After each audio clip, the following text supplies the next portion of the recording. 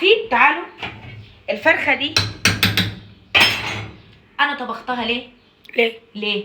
لقيتها مربيه الضفر لها قد كده، قلت لها ابدا ما عنديش فراخ تمشي على حل شعرها او على حل ضوافرها او النعم. كل سنه وانت طيبين. هوبا بقى يا ماما، جبت بقى لبس العيد والموضه، ناقص الموضه الجديده. ايه بقى؟ رب ضوافرك. ها؟ إيه؟ رب ضوافري؟ ايوه رب ضوافرك، كل البنات بتعمل كده. كل البنات بتربي ضوافرها؟ اه. هو انا لازم عشان ابقى على الموضه اربي ضوافري؟ اه. اولا انا هغسل هدومك ازاي وضوافر طويل؟ ثانيا هغسل مواعينك ازاي وضوافر طويل؟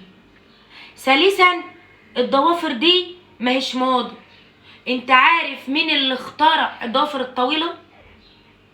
مين؟ امريكا. عليا النعمه، امريكا سنه 1800 كانوا العبيد عندهم بيربوا ضوافرهم عشان خاطر يعرفوا يجمعوا القطن ويقشروا الثوم ويعملوا اغراض الخدمه في البيوت.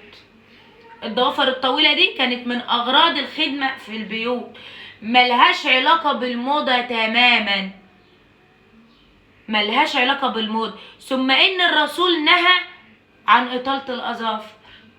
وزمان ابويا الله يرحمه كان بيقول لي ان الشيطان بيستخبى تحت الضوافر الطويله في الحار. شفت الشجره اللي بيستظل بيها ابن السبيل دي؟ بقى الشجره اللي بيستظل بيها ابن الشيطان.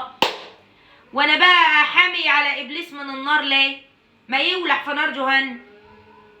وبعدين عايزه اقول لك حاجه كمان، مفيش مانع تتزيني وتتجملي وتحطي اكلادور في الاوجات اللي انت ما بتصليش فيها، وتحطي حاجات حلوه ومونوكير ومعرفش المسميات الحلوه اللي انتوا بتسموها. انا معرفش اكلادور دي طلعت صح ولا غلط، انا على ايامي كان اسمه مونوكير. زمان وانا صغيره كنت اما احط على ضوافري مونوكير ابويا كان يرضى يخليني احط الحنه، ولو لقاني حاطه مونوكير يخليني احط ايدي في ميه دافيه لغايه المونوكير ما يسيب من ايدي. وكان يجرف ياكل مع البنت في عياله اللي حاطه مونوكير، وكان يصمم ان انا اتخلص من اللون اللي في ضفري ده. وبعدين الحمامات زمان كانت بلدي مش زي حمامات النهارده، كانت قاعده وحوض، ما كانش فيه شطاء، فكنا بنتطهر بايدينا. فكانت ايدينا اللي فيها ضوافر طويله بيبقى فيها من القاذورات اللي احنا تطهرنا منها، فعشان كده كنا بنجرفه من الضوافر الطويله.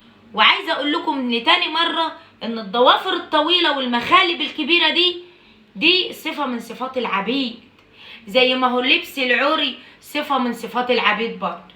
يعني الاميرات المحتشمات مش هتلاقي ضوافرها طويله، مش هتلاقيها لابسه ضيق، مش هتلاقيها لابسه قصير، مش هتلاقيها لابسه عريان، مش هتلاقيها لابسه مكشوف، مش هتلاقيها مقفوره في ملامح وشها بالميك اب. عارفين؟ تعالوا، الفرخه دي انا طبختها ليه؟ ليه؟ لقيتها مربيه الضفر لها قد كده، قلت لها ابدا ما عنديش فراخ تمشي على حل شعرها او على حل ضوافرها او النعم. كل سنه وانت طيبين.